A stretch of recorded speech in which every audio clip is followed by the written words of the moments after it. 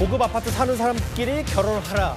뭐 최근에 온라인상에서 의견이 엇갈리는 이슈가 하나 있습니다. 바로 강남권 고급 아파트 단지 입주민들 중심으로 한 결혼정보회사 얘기입니다. 자라온 환경이 약간 비슷했으면 좋겠어요. 그러니까 서로 이해가 가능한 범위의 그런 문화를 공유하는 사람을 만나면 더 편할 것 같아요. 저랑 생각이 비슷하고 경제적인 부분이나 환경적인 부분들이 조금 어우러지고 잘 이렇게 좀 맞는 분들이었으면 좋겠어요. 35세, 40세 막 이렇게 나이만 먹다 보니 부모님들이 너무 애가 타시는 거예요. 약간 결혼으로 가는 길이 좀 빠르거든요. 어제 오늘 꽤 많이 온라인에서 기사화된 게 있어요.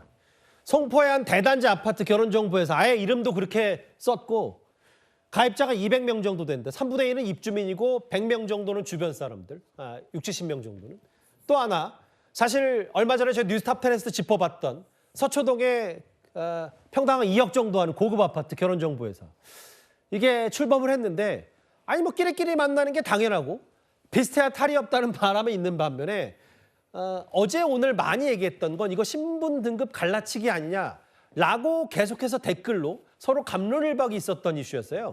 그렇죠. 물론 저러한 결혼정보회사에 그 아파트 단지 입주민만 가입을 할 수 있는 것은 아닙니다. 그런데 대다수의 가입자가 저 해당 아파트 단지의 입주민들이고 그리고 외부에서 이제 연락이 와서 추가로 받는 가입자는 있기는 하지만 그래도 단지 내에서 내 자녀의 배우자를 만났으면 좋겠다라는 생각이 이제 미쳐서 저러한 결정사까지 등장을 하게 됐다라는 것이죠. 그래서 이러한 것을 두고 물론 뭐 아파트 단지에서 비슷하게 가까운 데 사는 사람끼리 만나는 게 뭐가 잘못이냐라고 보는 시각도 있지만 우리가 요즘에는 어느 아파트 단지는 뭐 얼마다, 평당 얼마다 이런 게 쫙 순술적으로 나와 있잖아요.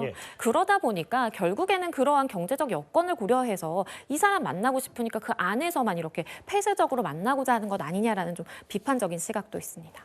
양 변호사님 개인적으로 어떻게 생각하세요? 이게 누구 쪽이 조금 더 본인의 생각을 덧붙이면 뭐 이 정도는 만들 수 있지 않냐?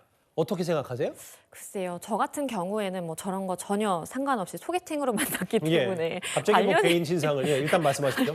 없지만 사실은 이제 비슷한 뭐 가까운 데 사는 사람끼리 만나고 싶다라고 하는 그러한 욕구들은 있는 것 같아요. 근데 다만 너무나 이걸 폐쇄적으로 뭐 어느 지역 아니면 우리는 받지 않는다. 가입자를 굉장히 뭐 선별해서 좀 까다롭게 받는다라든지 이렇게 되면 사회적으로 사실 지탄을 받는다라든지 비판의 시각이 발생할 수밖에 없다는 것은 우리가 염두를 해야 될 것 같습니다. 성춘 부장님.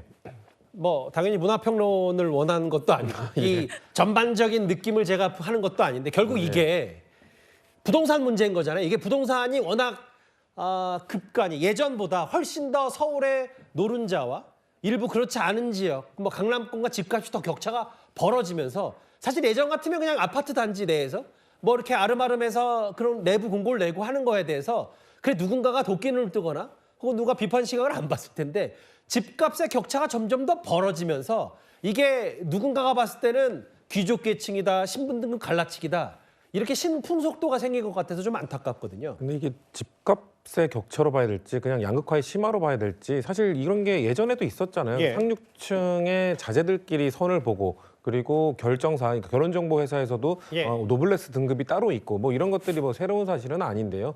그런 것들이 좀 더 이 단지 내로 그러니까 확산이 되고 있다라고 보여질 것 같고요. 글쎄요, 뭐 이게 당연히 원하는 사람들이 있으니까 또 시장이 이렇게 새롭게 형성된 거 아니겠습니까? 저는 그냥 오히려 정치권에서는 이런 부동산 격차, 부동산 가격 이런 문제보다는 이 계층 간 사다리가 점점 없어지고 있기 때문에 그렇기 때문에 같은 계층에 있는 사람들끼리 저렇게 어울리려고 하는 것 그렇게 비판하기도 참 어려운 것 같고요. 오히려 정치권에 있는 사람으로서는 그런 계층 간 사다리를 좀 더 어렵게 만든 것, 사라지게 만든 거에 대한 그냥 책임만 느끼게 되는 약간 그런 기사인 것 같습니다. 또 사실 뭐 우리나라뿐만 아니라 전 세계적으로 양극화가 문제가 심화된 건 어제 오늘은 아닙니다만 특히 우리나라 하면 모든 자산의 거의 대부분이 부동산에 묶여 있고 부동산을 통해서 뭔가 여기서 그룹을 만든다 이런 거이기 때문에 오늘 온라인에서 갑론을박이 있었어요. 저희가 준비한 7위는 여기까지입니다.